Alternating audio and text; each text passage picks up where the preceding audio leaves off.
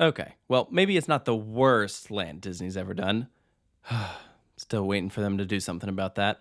But since this new management took over, this is certainly the worst thing I've seen in a while. We've gotten some bad stuff from Disney. Genie Plus, the reservation system, but I feel like Avengers Campus just about sums up this new mentality we're getting from Disney, as of lately at least. And that is, make the most while doing the least. And the fact of the matter is, I've seen Six Flags do more impressive themed experiences than this. While in Europe, we visited 25 theme parks across the continent, and Avengers Campus didn't hold a candle to some of the detailed lands we got to see. But because it has the Disney name on it, suddenly this is held to a different standard. If you were to plop this down in the standard run-of-the-mill amusement park, we probably wouldn't be so harsh. But when you hear Disneyland, some very powerful imagery and emotions come to mind. And so you're expecting a certain type of experience when you get there. When we visited Walt Disney Studios for the first time, which I'm going to have a full review of that park in a separate video, because I also have a lot of things to say about that, but Avengers Campus had only been open for less than a week. We went in with no prior opinions of what to expect. Sure, we'd heard reviews from Disney's California Adventure, but because we'd never experienced that land, we were excited to see it for ourselves and form our own opinions. To say we were disappointed is an understatement. And I'll talk about the two rides here in a bit, but just focusing on the overall land itself, yikes. Avengers Campus felt plain, uninspired, and overall not memorable. At least, not memorable in a good way. And this is coming from a huge Marvel fan. I was so stoked to hear Disney was doing an entire land based around some of my favorite characters. But it appears to Disney that the Avengers is just Iron Man, Spider-Man, Ant-Man, and Captain Marvel. No other Avengers have any representation in this area except for the occasional banner outside the park advertising the land, or briefly in the Flight Force queue. I heard from someone that Disney might have built Avengers Campus just to get people interested in Marvel, so they'll go out and watch the films and subscribe to Disney Plus and watch their shows. So if Avengers Campus is meant to be one big ad from them, unfortunately, I think they've also failed, because I can't imagine anyone who visits this land will walk away wanting to watch any of the movies or TV shows, because it doesn't make them look good. But as someone who has watched every single movie and TV show, this is not what I think of when I hear an Avengers land. Nothing about this felt Avengers to me, except for the music playing in the area and the occasional reference to some of the characters, or you see some of the buildings have Stark labeled on it. And every once in a while you see the giant A for the logo of Avengers. There is not a single thing in this land that appears in one of the films. Now, in some cases, that works. If you look at Galaxy's Edge, as you're walking around that land, the only thing that directly appears in the movies is the Millennium Falcon. Batuu is not seen in a single film, but it's okay because the area is very Star Wars. The shops, the restaurants, the buildings very much feel like something that you would see in that universe. I cannot picture anything in Avengers Campus existing in one of the films. Like, if you wanted to build an Avengers area, why not take something directly from the movie? Like, there's this massive Avengers headquarters seen in multiple films, or even have Stark Tower in New York City. It seems like they took the approach of saying, well, what if the Avengers had their own version of a college campus? And that's what we got. It doesn't feel like their headquarters or home base. Much like the name suggests, it feels like a college campus. And no offense, my college was better looking than this. And it just made me wonder, is this really the best Disney's got? What happened here? Because we've seen what the Disney Imagineers can create. And in no way, understand, I am not faulting them for this, because I know how talented those designers are. I personally am faulting whoever was calling the shots, whoever greenlit this, because I refuse to believe that this was the only concept that was pitched for an Avengers area. They go to some pretty cool locations in these films, but somehow they decided on this. A bunch of plain gray buildings with 2 restaurants named after some characters and 2 very, very lackluster rides. So let's talk about some of those experiences. When you first walk into the land, you'll see your photo op. That's perfect for all the Instagram pictures, so you can tell all your friends that you went to Avengers Campus and they'll get really excited and go spend their money here. And you have your main midway. On the left is Pym Kitchen. It's a full buffet. It's nice looking. It's not to the extent of the one that California has. They do weird proportion sizes there, where it's this test kitchen, and all of the food is fun, and you can order things as an individual entree. This is a pay one price, grab as much food as you want. There's next to no theming in this restaurant, unlike the one in California, that at least has these giant test tubes and stuff like that. The only thing you really see here are these fun graphics of like Ant-Man all huge with these giant pieces of food. And they're creative and, look great, but that's it. Other than that, it just felt like a standard restaurant. I did not eat here because I did not feel like spending over $40 on food, so I can't comment on how good the food actually was. But it smelled good in the restaurant, I'll give them that. So that's Pim Kitchen on the left. Web Slingers is to the right. And oh boy, this ride, and I cannot emphasize this enough, might be one of the worst rides I've ever done in my entire life. It is so stupid.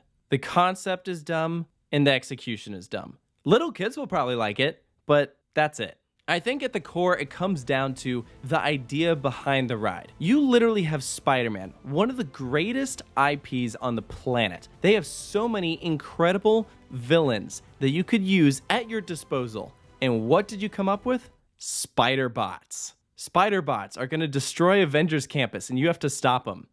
Nah, I'm good. I think I'll let them destroy the place.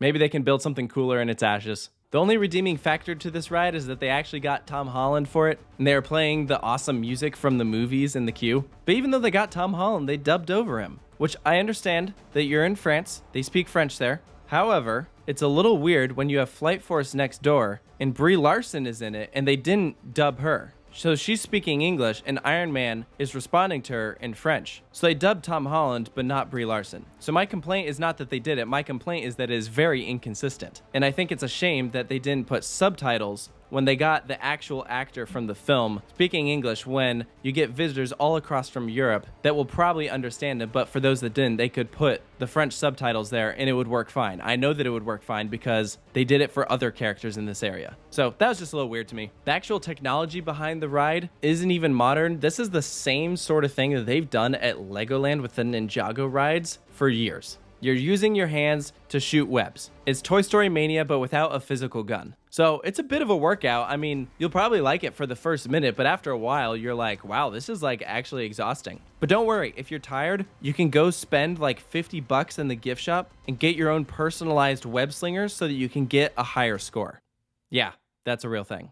So this ride did not do it for me at all. I'll be perfectly content if I never ride it ever again. Literally, Universal built one of the greatest dark rides on the planet over 20 years ago using the exact same IP and proved how good a Spider-Man ride could be. And Disney decided to take us backwards. We're supposed to be moving forwards, guys. I thought theme parks were supposed to be one-upping each other. Universal just outdid Disney without even trying. So anyways, as you continue down the midway, straight ahead, you're going to get to Flight Force. Before I talk about that, I will mention that's pretty much it as far as the actual land. When you go to the left, you do have Stark Factory. That's a more traditional quick service place with pizza and pasta. I don't know why it's called Stark Factory though. It honestly felt like they were playing a matching game with see what names we can throw onto different places and see if it fits. Stark Factory sounded like a ride to me, and I legitimately thought for a second that they had another ride that I completely forgotten about. But no, it's just a food place. And then if you go to the right, that's a dead end. I imagine that that's where they would theoretically put another attraction if they were to expand this land. I know there have been rumors for years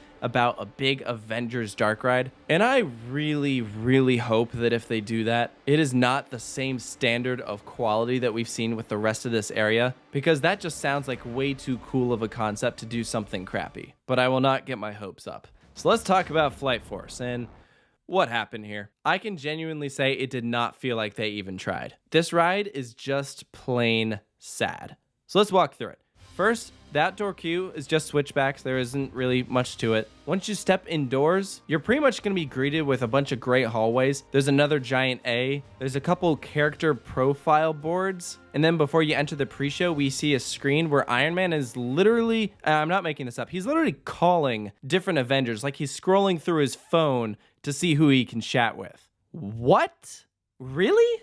That's what you came up with? It's literally like showing like all the different characters, and then they're like, hey, what's going on? And they're like, oh, sorry, we're in the middle of something. We're like fighting some bad guy. And then there's like a do not call list with like Loki on it. Like, I'm sorry. Is this some kind of a joke? Watching that, I was actually in shock because it was comical how dumb it was. But following that, you have the pre-show. That's got the only redeeming quality of the attraction there, and that's the Iron Man animatronic, which looks great. As I mentioned earlier, he is speaking in French, and I totally understand why they did that, because I would imagine it would be really expensive to get Robert Downey Jr. to record some lines, and they decided they'd save that money to actually put it into making some quality attractions for the area. Oh, never mind. But in all seriousness, I do think that a good majority of the budget for this ride went into the animatronic, and so that's why we see virtually nothing else for this ride. But the story of this attraction is that the Kree are attacking Earth, and so you have to board an Iron Man looking vehicle and go help Captain Marvel take them down, which I alone was not sold on that idea. And then it also gets into some weird continuity stuff where, like, spoiler alert, Iron Man should not be talking with Captain Marvel. It's literally impossible for this scene to take place. But I guess they just don't care about continuity here, which is interesting because at Galaxy's Edge, that's all they care about is continuity. But if they have no problem doing it here, then why can't we have Darth Vader walking around Galaxy's Edge? But whatever. So you literally board an Iron Man looking vehicle, which, I mean, that's its own thing. If we're going out into space, shouldn't we be riding like a Quinjet or something? Or are we actually in an Iron Man suit? I'm not sure I understand, but you reach the launch sequence and these are literally TV screens, like doing a countdown, like 3, 2, 1, and then you launch. To say that as a downgrade from Rock and Roller Coaster is an understatement. And I understand that the Rock and Roller Coaster in Paris was never as detailed or themed as the one in Florida. I've seen on-ride video of some of the effects that they had in that attraction, and it was way cooler than what it is now. Like, this was absolutely a step backwards. There is almost nothing during this ride experience. It is completely dark. I think I counted maybe 4 screens during the ride, and you see them for like half a second. You have no idea what is happening during the ride, and that goes for story as well as what you're visually seeing. It's like they took the same idea as Guardians, but it's worse execution. Because in Guardians, you can actually follow with your eyes the screens. You can see what's going on because the vehicles are pointing at you and you aren't going that fast. This is fast moving. You have to crane your head to see the screens because it's like upwards and to the side, and it just doesn't work. They didn't even go as far as putting stars during the ride. Like, if you really are out in space, you did that with Guardians and even Hyperspace Mountain, but they couldn't even do that. The whole thing just felt like wasted potential, and it was very sad. But yet, Avengers Campus was drawing in the crowds. There was a 30-minute to an hour wait just to enter the land, and it didn't dissipate until the end of the night. And then once you were actually in, each of the attractions had very long lines. We went on a weekday, Flight Force was 70 minutes, and Web Slingers was 100 minutes. By the end of the night, I think they were both down to about 30 to 40 minutes. And granted, I imagine that most people who are visiting there hadn't experienced any of those rides before, but I can't imagine that any of them got off wanting to hop back in line. So it really makes me wonder how those rides will be doing in a few years once everyone has ridden them. Because I personally know that if I went back, I would skip both of these attractions. Web Slingers might as well be an arcade game, and if I wanted to ride on an in-the-dark launched roller coaster that goes upside down 3 times, I'd ride Hyperspace Mountain. So why Disney thought to build 2 of the same ride in neighboring parks is beyond me. But overall, if this is the direction that Disney is moving in, then yikes, I'm not interested. And I have to clarify, this is not coming from a Disney hater, but I'm also not a Disney enthusiast. I'm looking at this objectively, as someone who has visited a lot of theme parks, including all of the Disney parks outside of China. I know that Disney can do better. So personally, call me when you have like a Wakanda area, or an actually good ride to anchor your land, or even just something that makes sense in the continuity of the films, not spider bots on a rampage or a very rushed gotta stop the Kree roller coaster. So let me know down in the comments below. Am I being too harsh? Have you been to Avengers Campus? Do you agree with the things that I've said? If you disagree with me and you loved the land, let me know why. I'm open to hearing other perspectives. These were just my takeaways from visiting the land once. And from what I've heard, I'm not the only one who had these opinions. Heck, even Bob Chapek and Josh DeMario apparently rode Flight Force and were very disappointed. And I read an article about how Flight Force might even be closing as soon as next year so they can do some refurb and updates to it to bring it up to that Disney standard. Which, if that's the case, I'm glad that Disney is acknowledging that this is not the type of attractions that they should be putting out. Not when we're paying as much money as we are to get in. So thank you guys so much for joining me, and we'll see you in the next one.